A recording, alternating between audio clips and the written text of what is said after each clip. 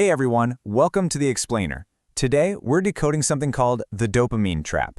You know, right now, as you're watching this, your brain is probably under siege by the exact same technology that was designed to connect us. Sound crazy? Well, let's find out why.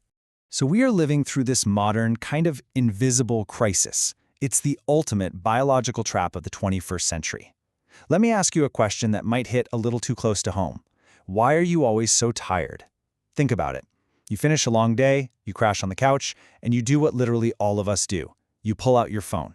You think, okay, I'm resting. You scroll through some short-form videos, check social media, maybe doom scroll the news a bit, and boom, 2 hours just vanish. But when you finally put the phone down, you don't feel rested at all, do you? No, you feel inexplicably exhausted, brain-fogged, and just completely unmotivated. To understand how your own biology is basically being weaponized against you, we have to look at a deeply misunderstood molecule. Okay, let's dive into this because we absolutely need to shatter the biggest misconception out there. For years, pop culture has told us that dopamine is the pleasure chemical. We think it's that warm, fuzzy feeling of liking a good meal or a funny video. But neurologically speaking, that is entirely incorrect. Actually, scratch that. It's dangerously incorrect. Dopamine is not about liking. Dopamine is the molecule of motivation, of craving, and of pursuit. It's the neurochemical that forces us to look outward, to intensely desire things we don't currently have, and it gives us the sheer raw drive to go out and get them. To really grasp this, let's take a quick trip back in time to our ancestors. Picture an early human out on the savannah. For them, dopamine was the ultimate survival mechanism. It was the biological engine driving them into the relentless hunt. It made them forage for food for miles and miles, build shelters, and endure massive physical friction just to survive. Dopamine was the reward for intense effort. But, and here is the dramatic twist in our story, that exact same ancient powerful molecule that drove early humans to hunt across continents is now the exact same molecule trapping modern humans in an infinite, motionless scroll on a glowing rectangle. And this brings us to the alluring villain of our story, supernormal stimuli. See, for almost all of human history, getting a hit of dopamine required serious work. But today, we live in an environment that gives us unprecedented access to effortless, high dopamine triggers. We are talking about infinite scrolling algorithms, fast food engineered in a lab for maximum hyperpalatability, endless video game achievements, the whole shebang. Our ancient brains are completely defenseless against these cheap, modern thrills. Why? Because we simply did not evolve to handle rewards that require absolutely zero physical or mental friction. So let's be incredibly clear about what that device in your pocket actually is. It's not just a phone. It acts as a relentless, highly optimized dopamine pop. Every ping, every red notification badge, every single swipe floods your neural pathways with unearned dopamine. You didn't have to hunt, you didn't have to build, you didn't actually achieve anything in the physical world, but your brain is getting the neurochemical signal that you just hit the absolute jackpot. And while that sounds kind of great in theory, the underlying neuroscience shows exactly why this is utterly destroying your daily drive. To understand why this is so incredibly dangerous, I want you to imagine a delicate seesaw or a scale sitting right smack in the center of your brain. According to neuroscientists, the brain processes pleasure and pain in the exact same location. They sit on opposite sides of the seesaw. When you experience something rewarding, like say getting a ton of likes on a new post or biting into a sugary donut, a massive surge of dopamine is released and your seesaw tips hard toward the side of pleasure. But here is the catch. And it's perfectly captured by Dr. Lembke, the author of Dopamine Nation. She says, the brain hates being out of balance. It immediately tries to restore equilibrium. This is known in the neuroscience world as the opponent process theory. Essentially, your brain is a master of homeostasis. It wants things level. It literally cannot survive if that seesaw is permanently slammed down on the pleasure side. So, what does it do? It fights back. And the tragic irony of the brain's defense mechanism is what happens next. Whenever that seesaw tips super hard toward pleasure from cheap dopamine, your brain fiercely pushes down on the pain side to compensate and level things out. This compensatory pushback, that is what you experience as the inevitable come-down. It's that subtle, agitated, slightly empty feeling of wanting just one more video, just one more scroll, one more bite. That isn't you just wanting more. That is your brain literally applying neurobiological pain to counteract the massive, unnatural pleasure spike you just forced onto it. Now, if you keep hammering that smartphone pump day in and day out, we arrive at the real tragedy of the modern brain, the baseline crash. Repeated, constant exposure to these super high dopamine spikes means your brain gets totally exhausted from constantly trying to balance that seesaw. So over time, to protect itself from this relentless flood, the brain physically down-regulates its dopamine receptors. It just turns down the volume.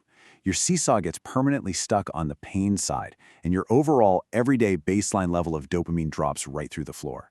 When your baseline drops like that, you enter what feels like a dark night of the soul, clinically known as anhedonia. This is a state where you experience a mild or sometimes really severe inability to feel pleasure from completely normal everyday activities. All of a sudden, eating a healthy home-cooked meal, taking a quiet walk outside, or just chatting with a friend feels totally uninteresting. The everyday joys just disappear.